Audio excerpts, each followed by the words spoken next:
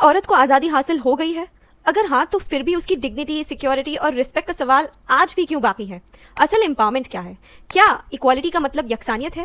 اور کیا ہر وہ چیز جو آزادی کے نام پر دی جائے وہ واقعی آزادی ہے؟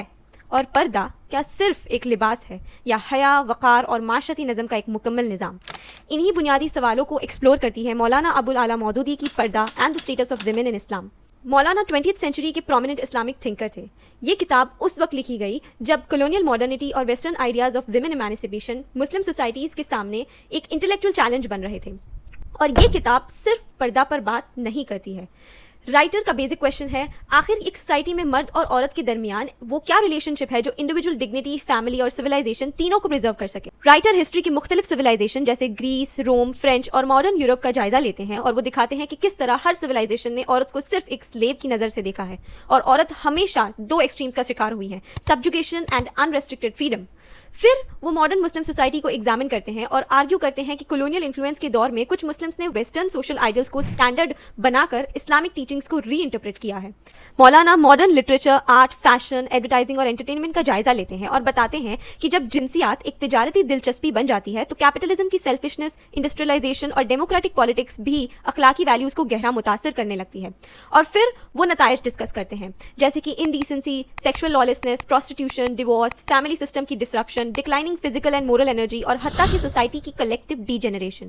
If a civilization gives individuals unlimited freedom but gradually weakens family responsibility and morality, can we still call that progress? Writer مرد اور عورت کے بایولوجیکل، سائیکولوجیکل اور سوشل ڈفرینسز بھی ایکسپلین کرتے ہیں۔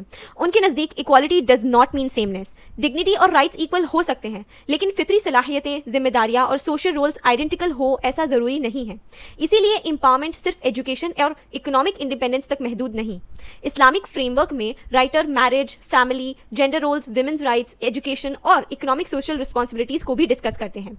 اور پھر آتا ہے پردہ۔ مولانا کے نزدیک پردہ صرف ایک کپڑا نہیں بلکہ it is an entire moral and social system.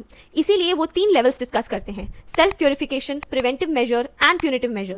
And honestly اس کتاب کی رائٹنگ سٹائل نے مجھے جنرلی سرپرائز کیا ہے۔ It is an incredibly dense, researched and intellectually ambitious call. Maulana کی رائٹنگ کی خاص بات یہ ہے کہ وہ پہلے پرابلم ریز کرتے ہیں، ہسٹوریکل ایویڈنس دیتے ہیں، سائنٹیفک ریزننگ اور فلاسفیکل آرگیومنٹس پیش کرتے ہیں، اور پھر اسلامک سولوشن سامنے رکھتے ہیں۔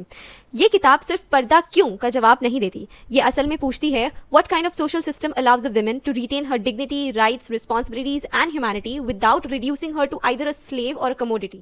اور شاید اسی لیے 1939 کی یہ کتاب 2026 میں بھی ایک ریلیونٹ کانورزیشن ہے۔ This is definitely a book that makes you introspect on the definition of freedom, equality, morality and empowerment that you may have accepted without questioning۔